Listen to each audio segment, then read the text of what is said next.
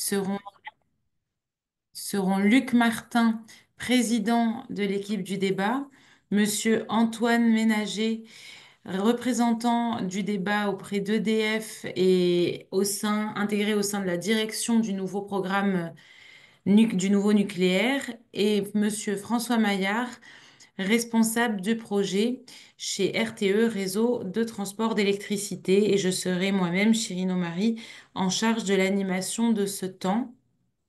Nous allons vous proposer, si cela vous va, quelques règles du jeu.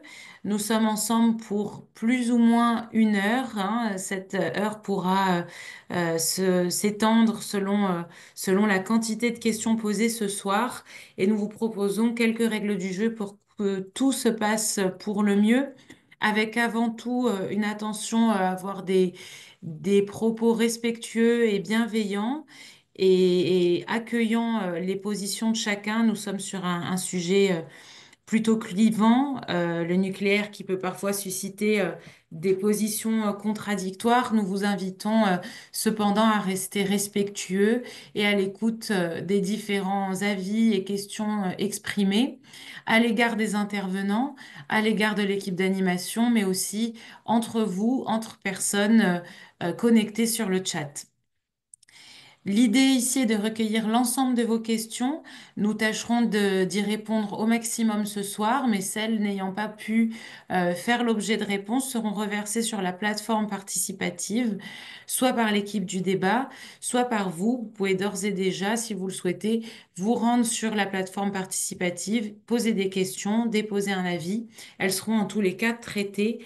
Pas d'inquiétude sur ce plan-là. Un équilibre et un respect des temps de parole. Dans l'objectif de traiter le maximum de questions, nous veillerons à ce que chaque réponse à chaque question ne dépasse pas 5 minutes maximum. Et enfin, une transparence et une traçabilité des échanges. Nous tenons à vous informer que la réunion est enregistrée et qu'elle sera mise en ligne sur le site du débat.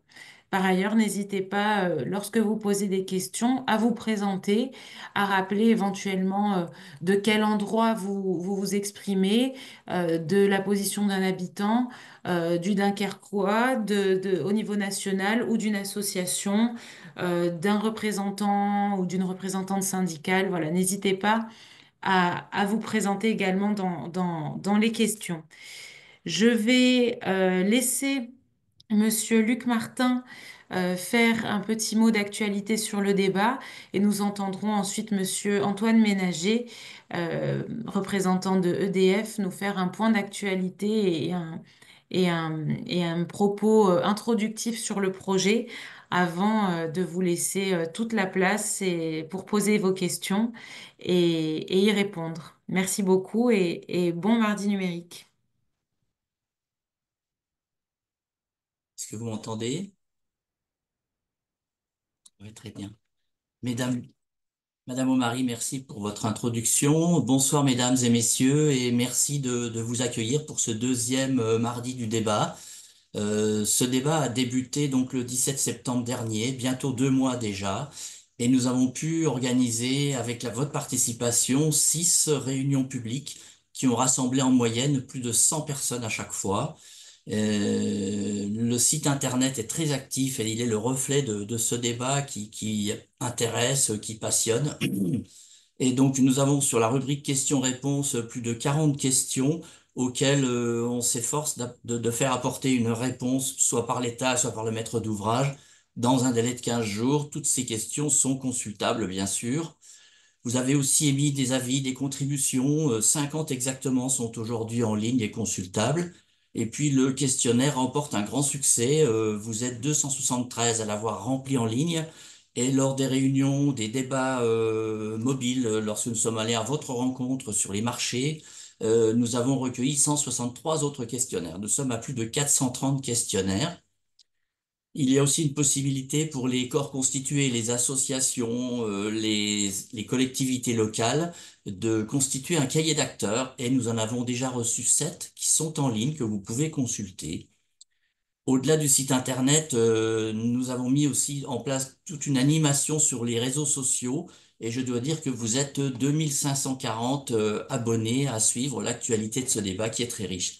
Mais au-delà de ça, il y a peut-être des sujets, des questions qui ne vous ont pas paru suffisamment bien traités lors des réunions publiques. Et donc c'est pour ça que ce soir, avec les maîtres d'ouvrage que je salue, Monsieur Ménager et Monsieur Maillard, nous sommes à votre disposition pour répondre aux questions qui seraient nécessaires d'apporter. Voilà. Merci beaucoup, Monsieur Martin. Je vais laisser la place à Monsieur Ménager pour une petite présentation du projet afin de nous reposer un peu le cadre, nous rappeler dans quel contexte s'inscrit ce projet de nouveau réacteur nucléaire. Et en parallèle, je vois que quelques personnes ont commencé à se connecter. N'hésitez pas à poser les premières questions. Oui, bonjour à toutes et tous, bonsoir plutôt. Écoutez, moi, j'avais pas forcément prévu de vous représenter le projet. Mhm. Vous avez derrière moi la page de garde du dossier des maîtres d'ouvrage, je pense, qui est le document de référence, en tout cas, pour informer le public.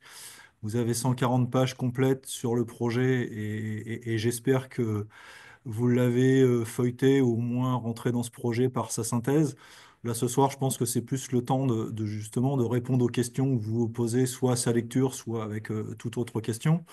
Moi, j'abonde hein, dans ce qu'a dit Monsieur Martin en introduction. C'est un débat qui est plus que bien lancé on est quasiment à mi-parcours. D'ailleurs, il y aura une séance la semaine prochaine pour faire ce point de mi-débat.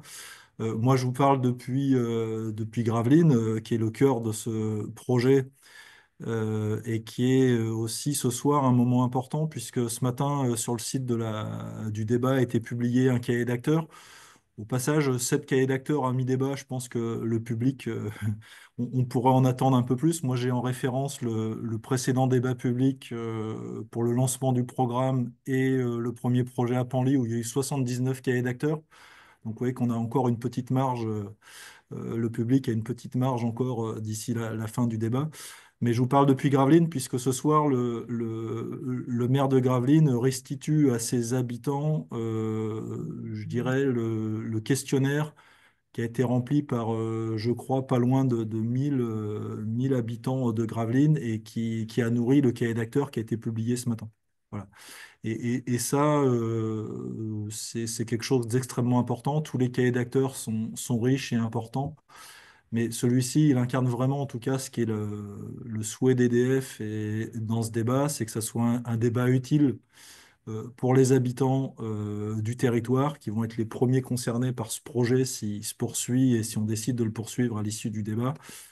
L'opportunité du programme, elle a été largement débattue dans un premier débat, j'y ferai référence tout à l'heure. Là, on est vraiment dans l'opportunité de ce projet à Gravelines et toutes les questions qu'il pose pour ses habitants. Et en ça, le cahier d'acteurs qui a été déposé ce matin et la restitution qui va être faite est important pour nous. Donc voilà, moi, ce que je voulais rappeler. Évidemment, je suis toujours heureux et prêt à le faire, à répondre à toutes les questions qu'on va pouvoir nous poser. Monsieur Martin faisait référence à 40 questions sur la plateforme. Si mes données sont bonnes, je crois qu'on a répondu à 36 de ces 40 et il y en a deux en cours, mais on s'efforce de respecter les 15 jours comme on s'y était engagé. Voilà. Monsieur Maillard, peut-être? Oui, bonjour à tous. Écoutez, moi je suis très heureux d'être présent aussi ce soir. Je travaille chez RTE et RTE, c'est le gestionnaire de transport d'électricité français. Et on est co-maître d'ouvrage d'EDF pour le raccordement électrique de ce projet de PR2. Donc EDF a fait un certain nombre de demandes de raccordement électrique, des besoins pour le chantier, puis des besoins futurs pour les EPR2.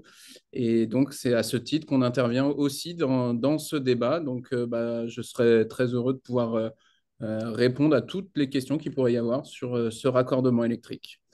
Et je me tiens à la disposition du public. Bien. Merci à tous les deux. On attend encore que les personnes posent des questions, hein, n'hésitez pas, quelle que soit la question, technique ou pas. du moindre détail à des questions très générales, on les traitera ce soir. Pour lancer les échanges, on peut peut-être repartir de questions restées encore en suspens après les dernières réunions par manque de temps parfois.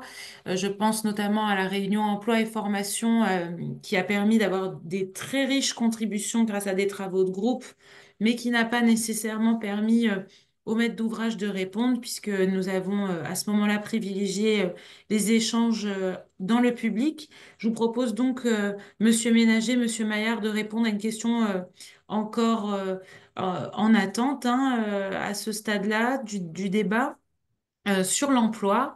Donc une première question sur les bénéfices pour les acteurs économiques locaux et la façon dont les appels d'offres pourraient être privilégiés pour le Dunkerquois, pardon, pour la région des Hauts-de-France. Et voilà, comment pourrait-on faire en sorte que les appels d'offres soient dédiés au territoire? Monsieur Ménager, peut-être?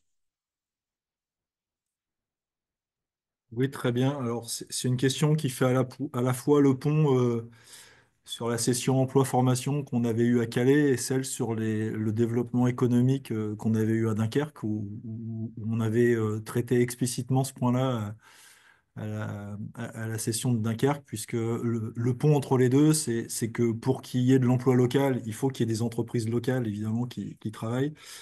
Par contre, on ne va pas s'affranchir des règles de la concurrence qui régissent les marchés, a fortiori les marchés publics en France, ça c'est une évidence, mais par contre on a bien expliqué deux choses. Faut revenir au sens de ce programme, puisque le projet de Gravelines, il est le deuxième projet d'un programme où en fait la volonté, et c'est un des enseignements de Flamanville et du rapport de Jean-Martin Fols, c'est que pour réussir ce type de projet, il faut renouer avec l'effet de série. Et donc, le projet de Gravelines, il s'inscrit dans un programme de construction de 6 réacteurs sur 3 sites, en 3 fois 2. Bon, et ça veut dire quoi? C'est que l'effet de série, il va aussi dans les commandes qui vont être passées, dans les marchés qui vont passer. Donc ça, on l'a toujours dit, c'est que les grands contrats, je prends les exemples de la cuve du réacteur, on peut prendre la turbine, on peut prendre des grands ensembles comme ça. On en commande 6 et il me semble que j'avais aussi l'occasion de l'expliquer. C'est des contrats et dans la réunion coup délai la semaine dernière, c'est des contrats sur lesquels il y a à la fois l'ingénierie pour concevoir les études de détail, il y a à la fois les équipements, et on voit tout le sens de l'effet de série dans commande 6. Par contre, il y a la part de montage sur site. Et en fait, dans ces contrats nationaux qui seront évidemment attribués à des majors nationales, par contre, les parts de montage sur site, ces grands donneurs d'ordre nationaux devront s'appuyer sur des entreprises locales. C'est bien le sens. Et là, il y a des clauses dans les contrats avec de l'incitation pour justement recourir à cette manœuvre locale en sous-traitance, donc du coup de rang 2, les grands titulaires nationaux de rang 1 sur ce grands équipements. Ils auront tout intérêt à s'entretenir sur des entreprises de rang 2 locales. Et je dirais à Gravelines et dans les Hauts-de-France, le terreau il est plutôt favorable parce que c'est une région industrielle. Il y a toute la filière nucléaire est assez présente de par la centrale de Gravelines qui a 6 réacteurs et ses opérations de maintenance. Donc je dirais il y a un terreau d'entreprise. Et donc, le travail qui est mené par le territoire, c'est justement, et avec EDF, c'est donner de la visibilité sur ces marchés à venir pour que les entreprises locales s'organisent pour pouvoir répondre en rang 2 et décrocher ces marchés. Et puis, complément, et j'arrête, je vois pas le compteur si je suis à 5 minutes, mais il y aura aussi des marchés en direct, puisqu'il y a aussi des choses qui sont hors des grands standards du programme, genre des bâtiments spécifiques, des choses comme ça, et qui seront directement éligibles à des entreprises locales. Et là, je dirais, bah là, c'est les règles que le meilleur gagne, mais évidemment, on sera attaché à ce qu'il y ait des entreprises locales qui réussissent. Et vous voyez le visuel que vous avez derrière sur le dossier de maître d'ouvrage. L'architecte, c'est un architecte de Dunkerque, voilà, pour dire qu'il y a des entreprises locales qui gagnent des marchés locaux, puisque la vue que vous avez tout le temps, c'est un architecte bien connu de Dunkerque qui l'a remporté. Et quand vous dites que sur les marchés de rang 2, vous pouvez inciter à faire travailler les entreprises locales, c'est concrètement, il y a un quota, il y a un ratio, c'est une recommandation pieuse. Non, non, non, non, il y a plusieurs choses. Il y a pas de quota et de choses. Il y a des choses qui en plus d'ailleurs sont favorables, qui sont plutôt des clauses, on va dire, environnementales qui incitent à la localisation. Et donc ça, c'est un facteur, je dirais, qui fait que naturellement, on a plutôt intérêt à se tourner vers des entreprises locales. Il y a aussi un autre point, c'est qu'il y a des clauses avec de la... Alors là, pour le coup, il y a un vrai quota sur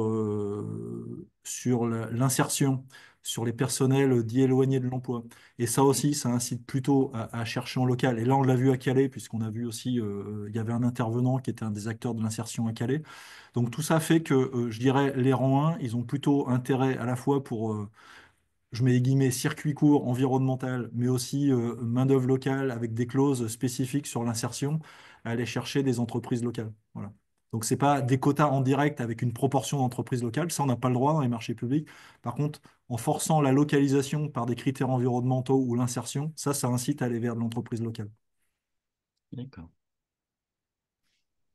Mhm. Pour RTE, si je peux compléter, on a une démarche un peu similaire.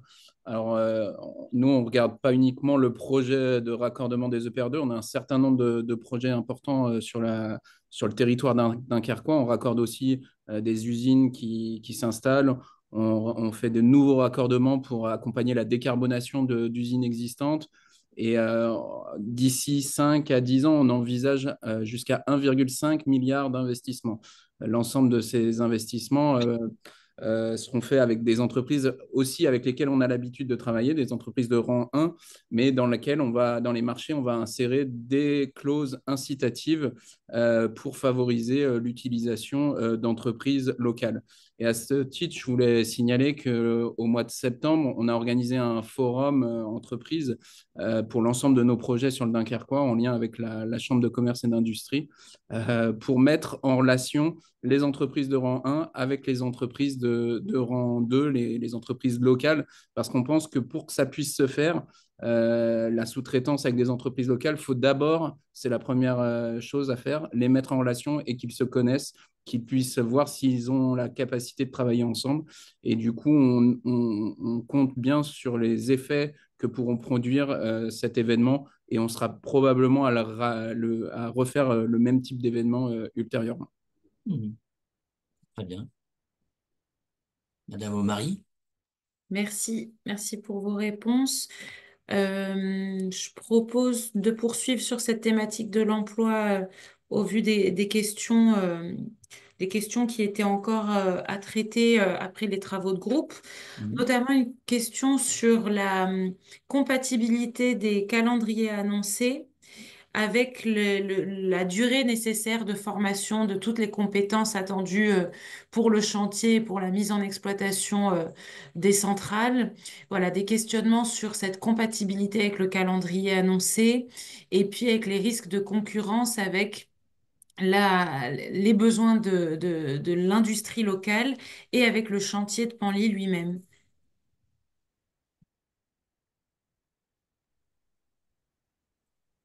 Très bien, j'imagine que je vais commencer à C'est pour vous, répondre. monsieur Ménager. Bien.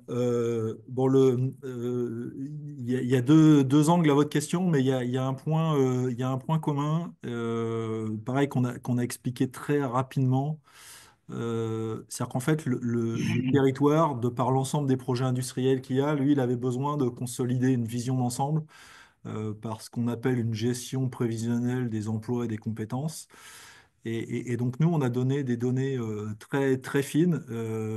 Dans le petit film qui présente le projet, on la voit souvent, on voit la courbe. Là, c'est vrai que les gens ont retenu le 8000 emplois à son pic, mais en fait, cette courbe, alors j'avais déjà expliqué les grandes catégories de métiers, mais il faut voir qu'on a une décomposition très, très fine, métier par métier et chronologique de ça. Et donc ça, on l'a transmis. Donc en fait, c'est la région Hauts-de-France qui, avec la CCI, qui a fait l'agrégation de ça.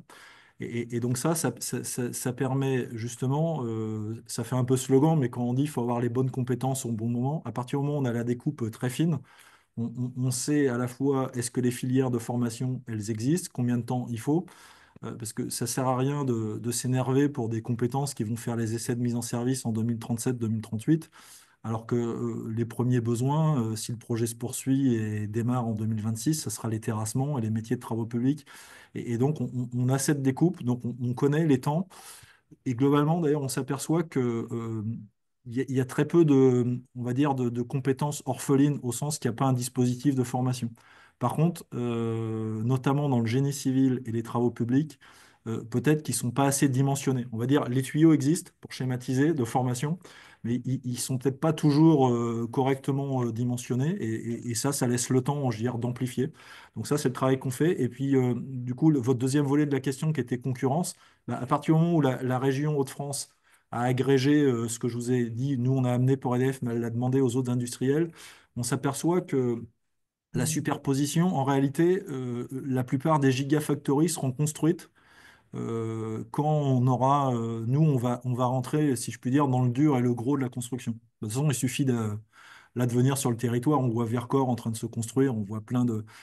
parce que c'est des infrastructures industrielles importantes, mais je mets des guillemets plus simples à construire que deux réacteurs nucléaires. Et donc le gros de ces travaux seront passés. Et justement, quand on fait une GPEC, une gestion prévisionnelle des emplois et compétences territoriales à cette maille fine, on s'aperçoit que finalement c'est presque complémentaire, ça tombe pas si mal. C'est-à-dire que ceux qui ont reconstruit les gigafactories pourront venir participer à la construction des EPR. C'est pas en même temps finalement, ça s'enchaîne finalement pas si mal. Voilà. Mhm. Merci pour cette réponse. Une première question dans le chat, notamment sur le sujet environnement. Euh, Cette personne se questionne si la, la thématique de l'environnement va être traitée sur les bases des connaissances de l'étude d'impact. Est-ce que l'étude d'impact est déjà lancée et est-ce qu'elle permet de traiter cette question environnementale au stade du débat et dans le cadre du projet? Sinon, bien sûr, je complète la question. Sinon, quels seront les supports apportés au débat pour traiter ce sujet environnemental? Monsieur Martin, vous voulez commencer ou vous me laissez? Alors, on sait que dans cette procédure, l'étude d'impact est un document obligatoire qui est nécessaire en phase d'enquête publique. Donc, l'enquête publique, ce sera dans quelques années. Mais j'imagine que, indépendamment de ce document qui n'est pas encore élaboré, qui est en cours d'élaboration, le maître d'ouvrage a beaucoup d'informations sur l'environnement dans lequel il compte travailler. Et je pense qu'il peut déjà, sans fournir une étude d'impact, éclairer le public très largement. Et ce sera d'ailleurs l'occasion de la réunion spécifique du 10 décembre prochain à Saint-Folquin, où bien sûr tous ces thèmes seront approfondis. Et si vous voulez préciser, Monsieur Ménager. Non, mais bah, Monsieur Martin, merci d'avoir débuté parce que je vais redire à peu près la même chose que vous. C'est-à-dire que justement, il faut mettre les choses dans l'ordre. Là, on est on est dans la phase de débat public. Justement, on met tous du conditionnel, on y fait toujours attention, puisque à l'issue du débat public, de votre compte-rendu, nous, maîtres d'ouvrage, on sera amené à prendre une décision de poursuite ou pas. Et en général, quand on poursuit un projet, c'est pas propre au nôtre. Un des actes de poursuite de projet, c'est de faire les demandes d'autorisation. Voilà. Et donc l'étude d'impact environnemental, c'est le document cœur, on va dire, à l'autorisation environnementale, qui dans le cas des EPR2 de Gravelines, cette autorisation permettrait, si on la demande et qu'elle est accordée, de débuter la phase dite de travaux préparatoires, en gros la construction de la plateforme, mais qui n'engage pas encore la sûreté nucléaire, puisque la construction des bâtiments réacteurs notamment, qui engage la sûreté nucléaire, c'est une deuxième autorisation qui est l'autorisation de création. Donc, et comme vous l'avez dit, ces documents, du coup, ils sont consultables du public au moment des enquêtes publiques inhérentes à cette procédure. Donc, je fais que répéter ce que vous avez dit. Et donc, par définition, au stade des débats publics, ces documents ne sont pas accessibles. La référence, et c'est pour ça que je l'ai mis derrière moi, la référence au stade du débat public, c'est le dossier des maîtres d'ouvrage. Et il y a beaucoup d'informations. C'est pour ça que je recitais les 140 pages en tête. Et je pense il y a matière à déjà largement questionner, à revenir sur des précisions, notamment sur l'environnement, à travers toutes les pages qui sont déjà dans le DM.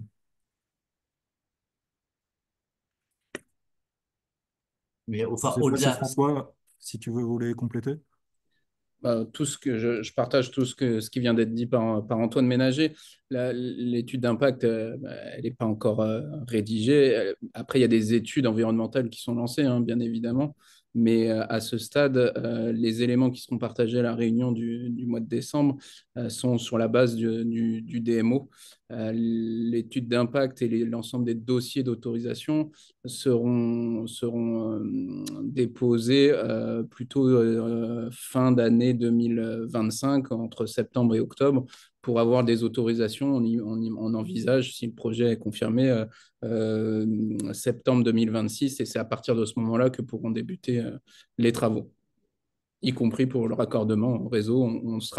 On est coordonné EDF et RTE sur les dépôts d'autorisation, parce que l'étude d'impact qui sera dans l'enquête publique, elle est bien sur la globalité du projet, donc autant sur la composante des EPR2 que sur la composante du raccordement électrique.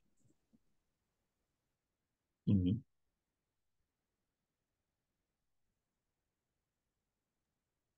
Madame Merci. Omari, d'autres questions? Merci pour vos réponses. Je vous propose peut-être de répondre à une question restée un peu en suspens lors de la réunion thématique de la semaine dernière sur les coûts et délais.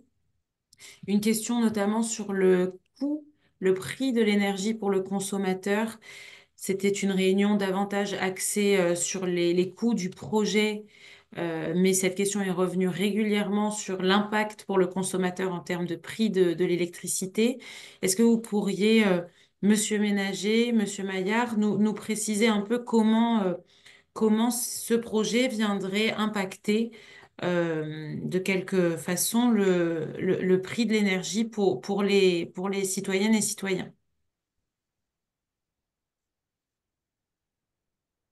François, si tu as Bah, envie de démarrer, je te laisse bien volontiers, je mais peux sinon, démarrer et puis tu prendras le relais. C'est vrai que la semaine dernière, la session des coûts et délais, on a abordé un certain nombre de sujets. Euh, Peut-être le premier à rappeler, et là je vais prendre ma casquette de RTE, plus sur son rôle de prospective, où on a un petit peu fait des études qui se sont retrouvées dans les futurs énergétiques 2050. Et dans ces études-là, on a comparé un certain nombre de scénarios de mix énergétique, allant d'un scénario 100% énergie renouvelable, sans nucléaire, sans nouveau nucléaire, jusqu'à un scénario avec un mix énergétique composé d'environ 50% de nucléaire existant, nouveau nucléaire d'une part, et de 50% d'énergie renouvelable. S'il fallait retenir quelque chose de cet échange, je pense que ce qu'il faut retenir, c'est que filière par filière, globalement, les coûts des énergies, que ce soit le photovoltaïque, l'éolien ou le nucléaire, ils sont globalement comparables, et les éoliennes faites en masse, on va dire, en champ d'éoliennes, ou le photovoltaïque fait en masse, est parfois même plus intéressant que le nucléaire. Mais plus on a d'énergie renouvelable installée sur le territoire, plus on doit installer des flexibilités, type du stockage d'électricité, par exemple, et plus on a des coûts de raccordement, soit au réseau de distribution, soit au réseau de transport. Donc, le message à retenir, c'est qu'il faut bien comparer les coûts complets des scénarios de mix énergétique.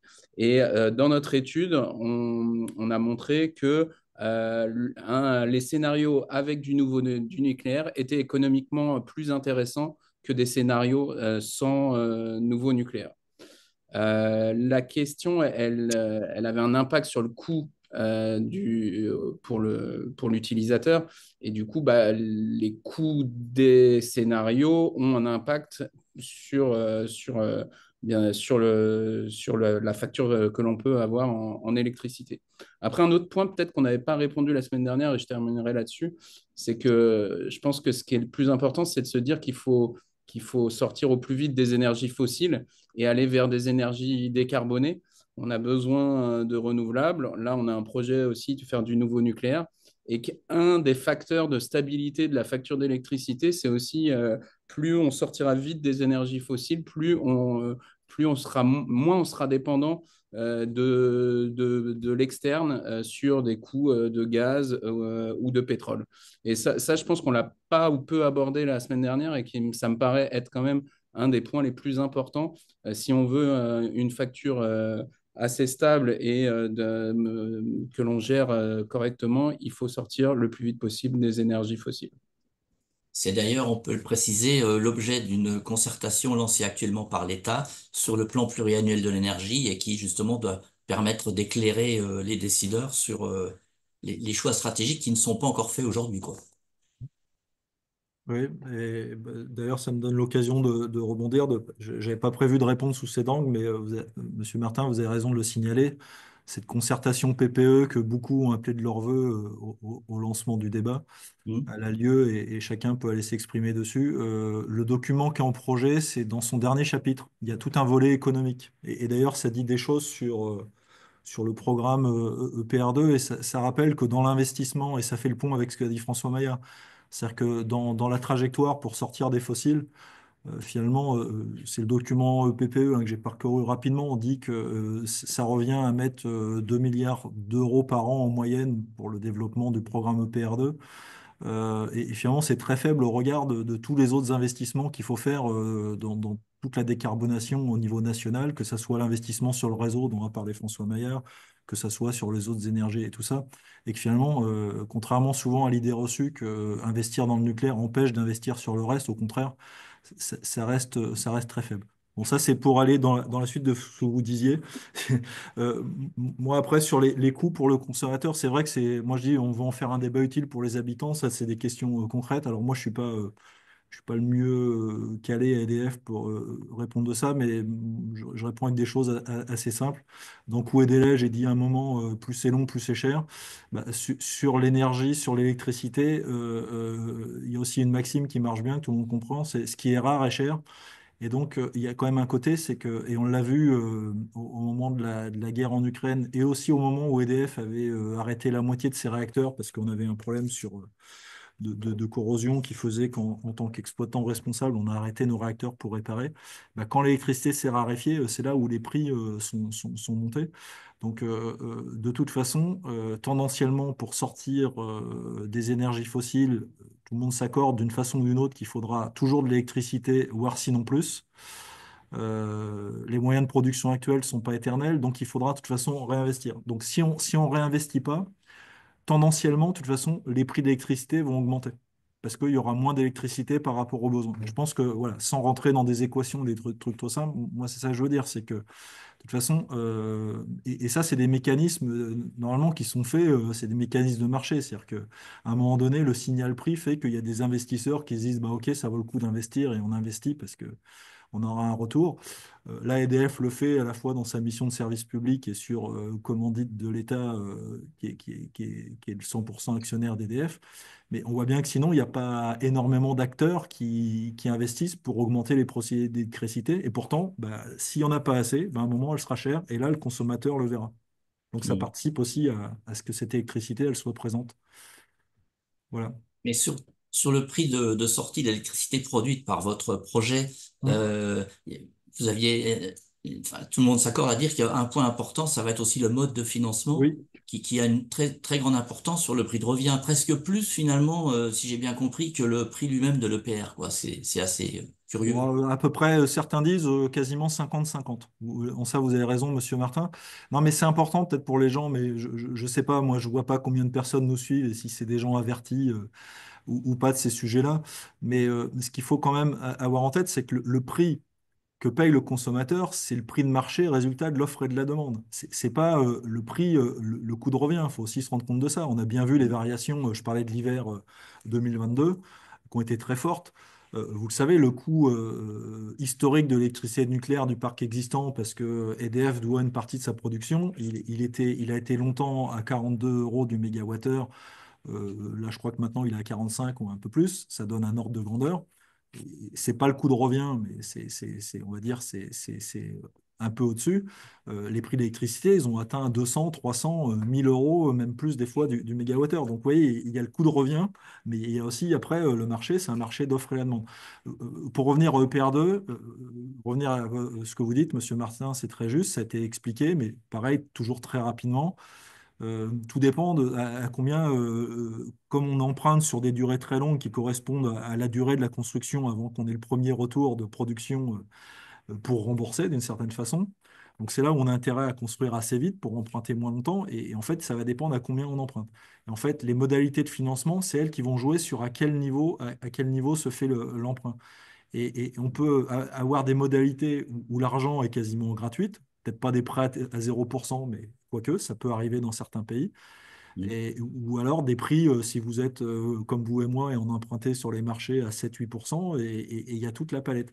Et en fait, entre 1 et 7%, ça vous fait un point de sortie du mégawattheure en euros par mégawattheure qui peut varier du simple au double, voire au triple. Ça peut aller de 40 à 120.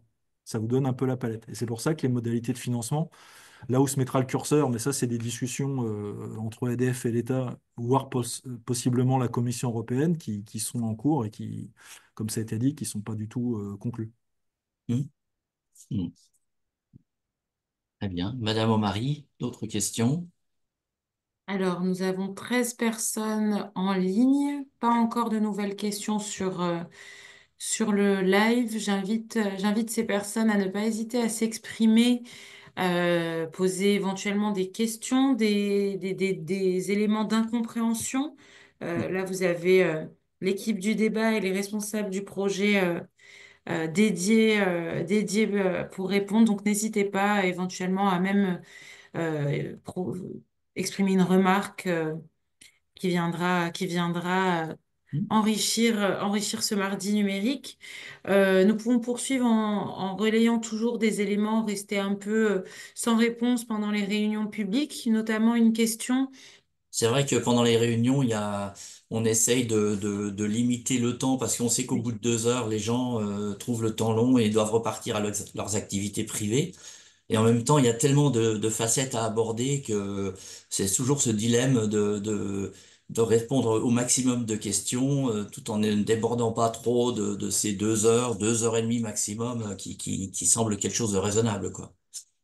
Tout à fait. Donc on en profite aujourd'hui, puisque nous avons un peu le temps de revenir sur certains éléments, Absolument. notamment une question sur l'accueil de la centrale, de ce projet de centrale sur le territoire, comment le maître d'ouvrage compte accompagner ce projet pour les futurs travailleurs et travailleuses en termes de logement, de structure d'éducation, de transport, d'aménagement pour se rendre sur leur lieu de travail. Voilà, comment le maître d'ouvrage accompagne la transformation du territoire au-delà de l'objet même des centrales. Alors, ce sera un sujet qui sera abordé en détail à la réunion du 5 décembre à Gravelines, à la salle Vauban, où justement on abordera les aspects cadre de vie et impact par rapport à la population, par rapport aux riverains. Mais Monsieur Ménager, je suppose que vous avez déjà quelques éléments à mettre en avant sur ce point à micro. Qui a Oui, coupé le merci, micro, pardon, Monsieur excusez-moi. Ménager? Merci, Monsieur Martin, excusez-moi. Non, mais c'est un point essentiel. Moi, j'ai dit en introduction tout à l'heure, on veut que ça soit un débat utile pour les habitants, mais aussi pour nous, porteurs de projets. Vraiment sur ces questions-là, faut être clair, si le projet se fait, c'est pas le débat public qui va changer la conception et le design des EPR2, c'est un objet standard en plus par définition. Par contre, réussir son insertion dans le territoire pour qu'il soit utile, là on a vraiment besoin du débat public et une séance comme le 5 décembre va être utile. Pourquoi? Parce qu'on n'est plus dans les années 70-80 ou en fait, parce que vous me posez la question vis-à-vis du maître d'ouvrage. Mais c'est pas EDF, on n'est plus dans cette époque-là où EDF va décider tout seul. Je loge les ouvriers là, je fais comme ça, je mets des cités EDF comme ça, je mets des trucs, je fais, et puis quelque part je décide, et puis ça s'organisera autour de ça. On n'est plus dans cette époque-là. On est dans une époque justement où ce travail, il se fait en interaction totale avec le territoire. Alors, avec les élus, vous savez que le territoire s'est organisé dans un plan d'action territorial pour accompagner le projet, dans lequel évidemment il nous demande des informations côté EDF, et c'est un travail, on va dire, collectif, mais c'est le territoire qui prend, on va dire, son destin en main à partir des informations que lui donne EDF, et gérer la contrepartie. Évidemment, faut aussi que ça serve notre projet au sens que là où seront logés, comment ils viendront sur le chantier. Il faut que notre chantier il reste performant industriellement. Donc il faut trouver des solutions qui à la fois correspondent aux attentes du territoire, de ses habitants, mais aussi qui font que le chantier soit productif. Parce que si on imagine des solutions de logement ou de transport qui fait que les salariés ils mettent 2 heures pour arriver sur le chantier et 2 heures pour en repartir, etc., ça ne va pas être très productif pour nous. Et donc, on cherche cet intérêt commun. Et donc, le débat public, alors on cause déjà avec les collectivités, justement, il y a ce plan d'action territorial, mais le débat public, c'est vraiment un moment hyper important. Il y a plein de sessions, on a cité Calais là tout à l'heure, mais il y a celle à venir à Saint-Folquin. Enfin, on entend beaucoup de choses. Le cahier d'acteurs qui est sorti ce matin de la ville de Gravelines, je crois qu'il est assez exemplaire de point de vue de ses attentes. Pour nous, c'est extrêmement important. Donc aujourd'hui, on n'a pas une solution comme ça, clé en main. Ça va être plutôt issu de l'échange. Et en tout cas, ça va faire partie, si on poursuit le projet, des engagements qui nourriront notre décision de poursuite du projet. Ça, c'est sûr. Mais ce plan d'action territoriale, EDF ne s'en désengage pas et apportera des cofinancements. Alors, bon, on va pas totalement spoiler la séquence du 5 décembre, mais en fait, Ah, ce plan d'action, non, mais ce plan il y aura d'action des scoops le 5 territorial, décembre. non, non, mais il y a pas de problème. Le plan d'action territorial, c'est vraiment les collectivités. Quand je dis les collectivités, c'est l'État, la région Hauts-de-France et puis la communauté urbaine de Dunkerque. Et tout ça piloté dans une vision large du territoire par le pôle métropolitain de la Côte d'Opale, pour avoir vraiment tout l'arc et qui ont été dans une logique d'anticipation. En disant, il faut qu'on commence à réfléchir, il faut qu'on commence à discuter avec EDF, il faut qu'on se prépare, etc.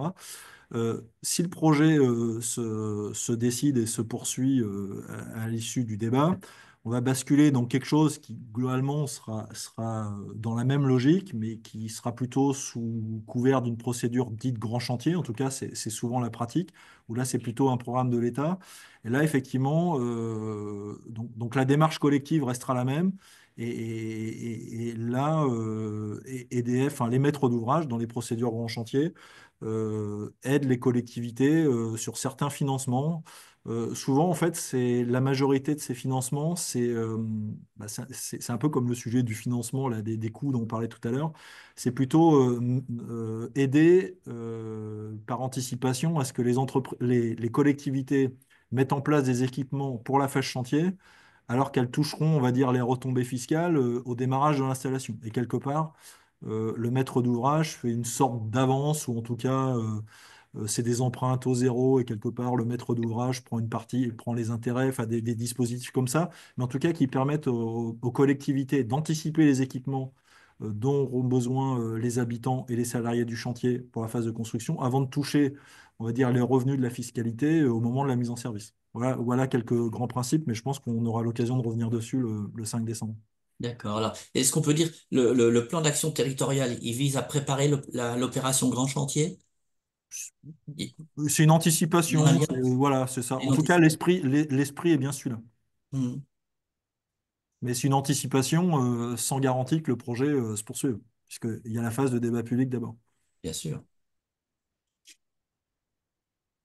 Une question pour poursuivre qui nous vient du chat du live Facebook sur le poids du débat ainsi que sur ses modalités.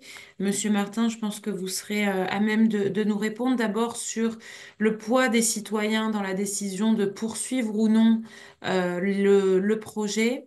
Est-ce qu'un tel projet peut être abandonné à cause ou en tout cas du fait de l'expression des citoyens? Hmm. Et une deuxième question sur les modalités. Est-ce que des lives comme celui-ci sont-ils envisagés sur Instagram, sur Twitch, sur d'autres plateformes où des publics plus jeunes seraient touchés? Alors, sur le poids du débat, je rappellerai déjà que la Commission nationale du débat public est une autorité administrative indépendante, donc déjà, elle est garante de la qualité du débat et de la prise en compte des arguments. À l'issue du débat, nous aurons, avec mes collègues, un délai de 2 mois pour établir un compte-rendu. Et la Commission nationale du débat public soumettra l'ensemble des questions et propositions du public, notamment aux maîtres d'ouvrage et à l'État, afin que des réponses soient apportées. Et l'expérience démontre que l'existence de ces débats et de ces concertations, notamment les débats, euh, par le passé, donc je rappelle que ça a été créé par la loi Barnier de 1995, l'ensemble des débats se sont conclus dans 60% des cas, soit par une modification du projet, soit parfois même par son abandon. Et donc, dans 40% des cas, le projet est inchangé. Donc, oui, oui, le public a une influence sur l'évolution du projet, mais ce n'est pas quelque chose d'automatique et d'obligatoire, quoi. Et pour revenir sur le live, alors on a prévu 3 séances de débat public, de débat numérique, pardon. Ce soir, c'est la deuxième. Mais c'est remis en ligne sur le site internet et c'est consultable par ailleurs. Non, on n'a pas prévu sur tous les supports, mais j'imagine qu'ils se connectent entre eux et voilà. Merci pour votre réponse. Une autre question qui nous vient du chat avec pour thème le financement du projet, donc qui s'adressera davantage aux responsables de projet. Existe-t-il des partenariats publics-privés ou des financements européens prévus pour soutenir ce projet, Question sur le financement, monsieur. qui a déjà été esquissé dans d'autres modalités depuis le début du débat? Euh, Financement européen, je sais pas bien répondre. En tout cas, jusqu'à présent, la Commission européenne était peu engagée à soutenir le nucléaire en général. Il y a quand même un point d'inflexion depuis quelques années pour encourager les efforts de recherche sur, on va dire, les petits réacteurs, vous savez, ce qu'on appelle les small modular réacteurs et des réacteurs voilà, qui amineraient de l'innovation et qui permettraient de fermer le cycle du combustible et des choses comme ça. Donc on voit un réengagement de l'Europe sur ça. Elle soutient, je crois que c'est la semaine dernière ou il y a 15 jours, elle a affiché son soutien à un certain nombre de projets européens, dont quelques projets français sur des startups là, de SMR. Après, de là à franchir le pas et à soutenir un grand programme d'infrastructure tel que les EPR2, ça je ne sais pas répondre, mais j'ai pas encore l'impression que ça soit à l'ordre du jour, mais on voit que quand même, elle a évolué depuis quelques années et on verra, puisque là, il y a une nouvelle commission qui s'installe. Donc, on suivra ça avec intérêt. Donc, ça, c'était la deuxième partie de la question. La première partie était, oui, des publics-privés, c'est ça. Bah, dans les modalités de financement dont il était question tout à l'heure, je dirais, il y a plein de modèles sur la table. Un des modèles et d'ailleurs qui n'est pas spécifiquement propre à EPR2, qui est plutôt, sans être trop technique, j'y faisais référence tout à l'heure, il y a une obligation de vente d'EDF, un fameux tarif là, imposé qui s'appelait l'AREN, qui va prendre fin 2025. Et je dirais, là je sors de PR2, mais globalement, il y a à trouver un nouveau dispositif qui fait qu'à la fois qui permette le développement d'EDF et ses investissements et qui protège aussi le consommateur. Et parmi ces dispositifs, et qui permet dans les consommateurs, qui permet de donner de la vision et de protéger l'industrie, en tout cas de préserver notamment l'industrie française, en lui donnant des visions long terme, et du coup des tarifs long terme qui évitent les fluctuations comme on a pu avoir dans l'été 2022. Et ça veut dire que des contrats long terme, donc EDF, alors on avait déjà, mais est en train de développer ce point-là. Donc ça, c'est plutôt les mécanismes de financement avec des grands industriels et il y a des protocoles d'accord. Il n'y a rien qui est conclu, mais vous avez entendu parlais sur Dunkerque avec la décarbonation d'ArcelorMittal, qui aura un besoin massif d'électricité, mais surtout un besoin de visibilité, de stabilité des prix dans la durée. Ça fait partie voilà, d'exemples de consommateurs. Je pense qu'Aluminium Dunkerque aussi, qui est un très gros consommateur pour rester local, ça fait partie des industriels qui sont intéressés. Donc voilà, les contrats long terme avec des industriels pour l'électricité en général, et évidemment, comme les EPR2, le jour où ils seront en service, ils produiront de l'électricité, ils nourriront ces mécanismes qui peuvent être mis, puisque les contrats de long terme, c'est pas forcément on achète l'électricité qui sort d'une centrale, c'est on achète de l'électricité à EDF qui est garantie à un prix fixe sur une durée donnée. Donc, ça peut faire partie des dispositions. Après, il y a eu par le passé aussi des investissements dans quelques tranches nucléaires du parc d'EDF. D'ailleurs, y compris par des investisseurs, on va dire, publics ou parapublics étrangers, des pays qui affichent qu'ils n'aiment pas forcément le nucléaire, sont co-investisseurs de centrales nucléaires françaises. On peut penser à la Suisse, on peut penser à l'Allemagne, on peut penser au Luxembourg, à la Belgique. Donc voilà, il y a des pays qui n'aiment pas le nucléaire, mais qui ont su investir dans le nucléaire français. Donc on peut, voilà, là, c'est pas vraiment des industriels, mais oui, il y a plein de variétés et ça peut aussi en faire partie. Et le plan de financement, il sera public à quel horizon environ? Je ne sais pas dire mieux que ce que vous a dit l'État par son représentant dans notamment la séance d'ouverture. Là, c'est vraiment l'État qui garde la main sur ce calendrier. Mhm.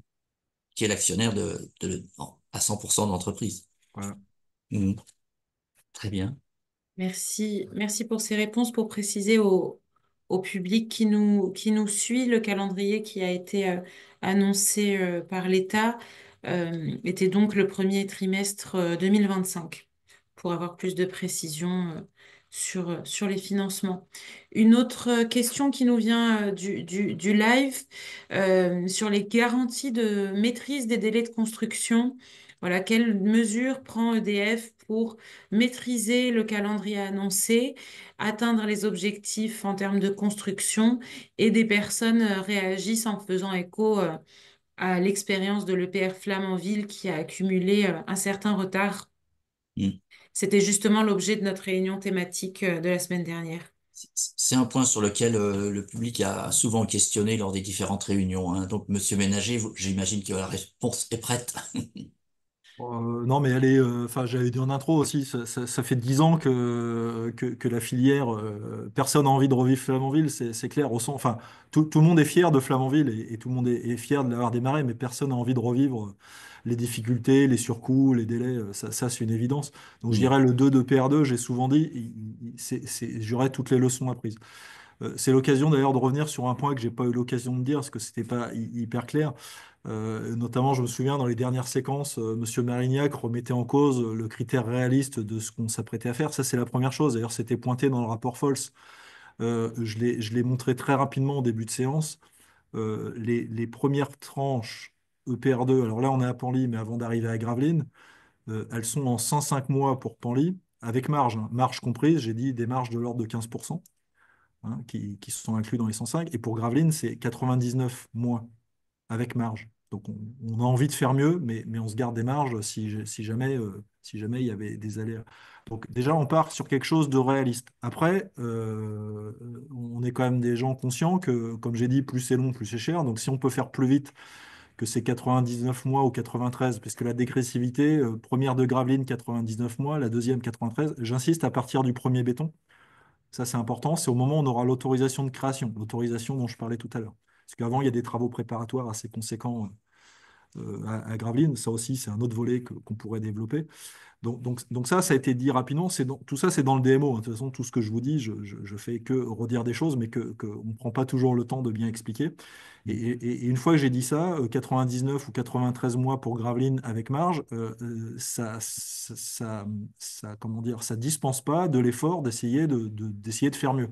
Et c'est pour ça qu'on a un objectif à 70 mois, pareil, entre premier béton, mais qu'on va essayer d'atteindre le plus vite possible, mais qui est plutôt le rythme qu'on voudrait atteindre une fois qu'on est dans quelque chose en série. totalement maîtrisé. Parce que donc la deuxième opération pour sécuriser, c'est évidemment de ne pas faire un réacteur unique, mais c'est de repartir sur l'effet de série, un objet standard dont j'ai parlé. Et on pense que ce qui est atteignable dans un modèle en série où on enchaîne les constructions tous les ans et demi, c'est d'atteindre 70 mois. Donc à Gravelines, on s'est fixé ces objectifs 99 ou 93 mois avec en plus qu'inclut des marges. Et pourquoi pas se rapprocher le plus possible de 70 mois à Gravelines ou pour la suite. Après, il y a plein d'autres dispositions. Il y a le design simplifié. Enfin, j'ai pas le temps là. Je suis sûr que je suis au bout des 5 minutes. Mais il y aurait plein d'autres choses à dire. En tout cas, c'est tous les enseignements qu'on a tirés du rapport Falls. Et dernier point, je termine là-dessus. On l'a pas assez développé.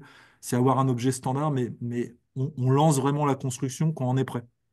Et notez que pour Gravelines, c'est hyper favorable parce que le premier béton, autorisation de création, on va vraiment construire les bâtiments.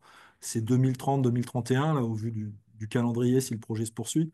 Donc, vous voyez, on est 7 ans après aujourd'hui où on a figé la conception cet été et on est dans les études détaillées. Donc, on est confiant qu'à Gravelines, on aura quelque chose où on a 100% des plans détaillés et on peut vraiment partir dans l'effet de série. Donc, ça aussi, c'est un facteur de sécurisation. Parce qu'à Flamanville, il y avait eu énormément de modifications en cours de route qui fait qu'il a coûté plus cher, il a été plus long. Là, on peut penser qu'à Gravelines, on sera totalement sorti de ça. Mhm. Merci. Merci, Monsieur Martin. Vous vouliez compléter?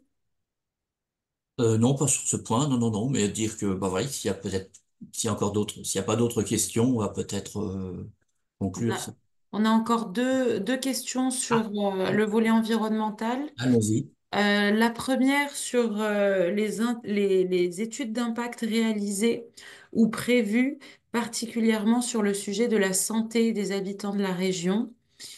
Et une deuxième question sur les mesures spécifiques envisagées pour surveiller et limiter les effets potentiels de cette nouvelle infrastructure sur la qualité de l'air, de l'eau, de la santé des populations locales à court et à long terme. J'imagine que cette question s'adresse davantage au maître d'ouvrage, bien sûr. Oui, et donc ça se rattache à la réunion qu'on aura donc le 10 décembre à Saint-Folquin sur l'environnement. Et mais Monsieur Ménager, peut-être quelques éléments. Non, mais on revient un peu sur ce que je disais tout à l'heure. La personne qui a le posé, visiblement, le sait très bien, c'est au cœur des études d'impact qui ne sont pas accessibles au moment du débat. Par contre, il y a quand même des bons points de repère. C'est-à-dire que on sait, les EPR2, c'est des réacteurs à eau pressurisée, un peu plus puissants, 1670 mégawatts, mais on connaît bien les réacteurs à eau pressurisée. Il y en a 6 à Gravelines, les réacteurs de 900.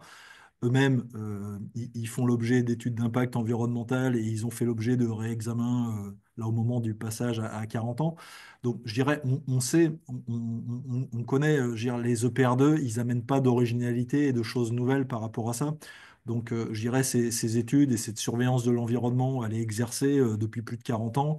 Tout ça est codifié, est normé, on est soumis à des arrêtés de rejet, tout ça est contrôlé, surveillé, inspecté par l'autorité de sûreté nucléaire. En plus, à chaque fois que ces limites, on est souvent très en dessous des limites et du coup, bah, les limites baissent pour justement être toujours meilleur sur l'environnement. Donc, je dirais les EPR2, ils vont vraiment s'inscrire dans la logique d'amélioration continue, y compris sur les performances environnementales, bah, qu'ont les réacteurs en exploitation du parc d'EDF avec les mêmes mesures de surveillance. Et donc tous les ordres de grandeur, que ça soit sur l'eau, que ça soit sur l'air, sont exactement les mêmes. Donc il n'y a pas de nouveauté introduite par les EPR2 de Gravelines. Peut-être juste pour préciser la question concernant les études d'impact portées réellement sur le volet santé. C'est quelque chose qui est revenu quelques fois depuis le démarrage du débat. Est-ce que vous pourriez juste préciser si les études d'impact prévoient bien de préciser le côté santé, le côté sanitaire, risque sanitaire ou non? Oui, elles couvriront bien, mais encore une fois, aux gens qui pourraient être inquiets par ça, moi je les renvoie quand même à 40 ans d'exploitation des réacteurs de Gravelines, mais globalement des 56 réacteurs exploités par EDF en France. Et à peu près cet horizon-là.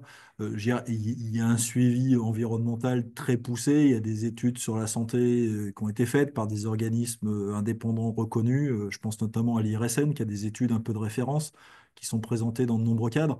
Donc je dirais, là, c'est même pas hypothétique sur ce qu'il y a devant nous, parce que on est des réacteurs de même technologie et on a 40 ans d'expérience sur 56 réacteurs répartis en France. Et donc ces effets, ils sont complètement connus et mesurés et il n'y a pas d'effet visible sur la santé des populations. Ça, c'est très clair. Merci, merci pour ces compléments. Je vais peut-être inviter Monsieur Martin à conclure ce deuxième mardi numérique du débat. Mhm. Merci à celles et ceux qui ont participé et suivi. Il sera bien évidemment mis en ligne et consultable. Et si des questions, remarques ou avis vous viennent, n'hésitez pas à participer sur la plateforme numérique. Je vais vous laisser conclure, Monsieur Martin. Merci, merci beaucoup pour votre animation. Merci à toutes et à tous pour vos participations ce soir. Merci à Monsieur Ménager, Monsieur Maillard pour avoir apporté un certain nombre d'éclairages. Mais l'opération n'est pas finie puisque notre débat se poursuit et nous avons encore 6 rencontres publiques à vous proposer. Donc la prochaine, c'est le 19 novembre à Lone Plage pour pour aborder tous les aspects de sûreté et de sécurité liés à ce projet de 2 EPR. Le 21 novembre à Dunkerque, une réunion mi-parcours qui sera un moment important qui permettra de faire un bilan de l'avancement du débat et de voir s'il est nécessaire de réorienter ce débat, de le compléter, de l'infléchir. Et donc là, on sera à votre écoute pour voir ce qu'on peut faire évoluer. Donc, salle des maquettes à Dunkerque le 21 novembre. Le 28 novembre, une réunion à la demande des autorités belges, donc à Dixmude, avec traducteur bien sûr. Le 5 décembre, à Gravelines, une réunion sur le cadre de vie et les conséquences pour les habitants de l'arrivée de ces EPR, des 8000 salariés du chantier, des 2000 salariés qui feront l'exploitation de la centrale, à la salle Vauban à Gravelines.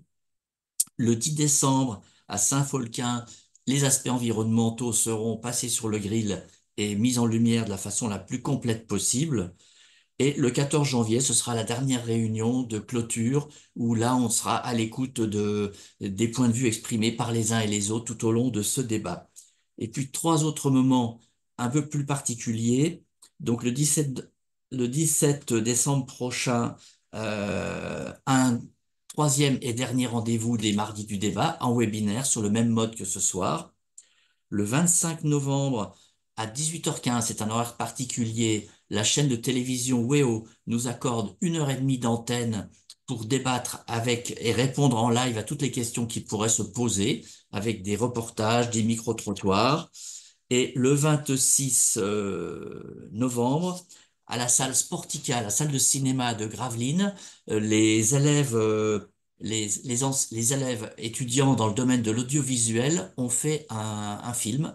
Ils sont allés voir les habitants, ils sont allés voir les différents intervenants et il y aura un film suivi d'un débat avec l'équipe de réalisation, bien sûr, qui sera présente, et puis les représentants des maîtres d'ouvrage et de la CNDP. Voilà. Au-delà de tous ces moments, je confirme en plus que, bien sûr, le site internet reste ouvert, il est à votre disposition. Nous pouvons y mettre toutes les informations complémentaires nécessaires et toutes les questions qui y sont posées trouvent réponse dans les 15 jours. Je vous remercie pour votre participation ce soir et au plaisir de nous rencontrer donc sur ces prochains rendez-vous cités. Bonsoir à tous et bonsoir à toutes.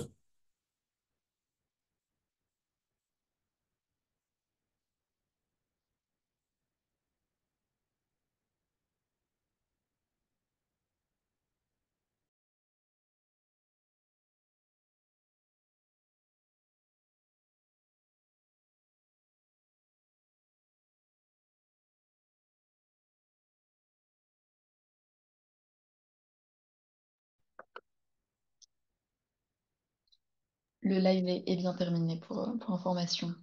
Super, merci beaucoup.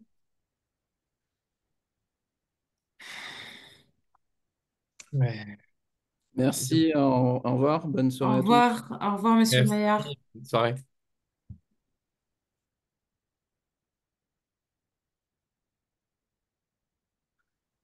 Mais les gens ils commencent à débattre maintenant dans le chat. Oh non, C'était peut-être un peu trop tôt, hein. Bah peut-être 18h, c'est un peu ouais quand on sort du travail. Finalement, Mhm. Ah, je sais pas, ouais. Je suis étonnée quand même. moi aussi, j'étais quand même sur le cul. Si peu de Mm. participation, c'est impressionnant. Oui, parce que sur 1900 personnes quand même qui ont dû recevoir plus ou moins une notification, Mm. c'est quand même assez... Luc demande le nombre de participants. Moi, j'étais connectée, donc il faut en enlever Mm. une. Et j'ai envie de te dire, D'accord. on était, nous, au niveau du SG, on était tous les trois connectés. EDF, Ah il oui. devait être au moins 5. Et donc tous les participants connectés ont posé une question en fait. C'est ça, je On peut dire pense. que le taux d'engagement était très bon. On peut lui dire 16, c'est bien. 16, on est monté au maximum à 16.